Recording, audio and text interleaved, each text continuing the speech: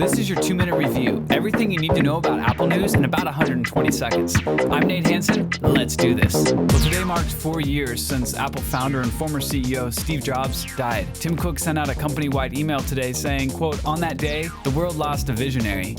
We at Apple lost a leader, a mentor, and many of us lost a dear friend." Of course, Steve has been honored with many films portraying his life, and we got a sneak peek at the most recent one entitled Steve Jobs, which comes out October 9th, and is directed by Aaron Sorkin. And this new film is humanizing, honest, and an emotional portrayal of Steve, and with sharp dialogue and amazing cast, it really makes this a must-see. Over to the iPhone, IHS Technology claims that Apple's latest iPhone 6s costs Apple about $211 to make, with the 6s Plus coming in at around $236. The new 3D Touch display is the single most costly component at about $52, followed by the A9 chip at $22. And these new iPhones just might be better protected from water damage. The company silently added a new gasket around the perimeter of the display and new seals on cable connectors. And while it might be better at keeping liquids out, I don't recommend dunking your new phone in a bucket of water for 10 minutes like a guy did on YouTube. If you thought Apple Watch was the smallest device Apple would ever make, think again. This week, Apple submitted a patent for a wearable ring containing microphones, motion sensors, cameras, and even a small display. The rumored Apple Ring may change engagements forever.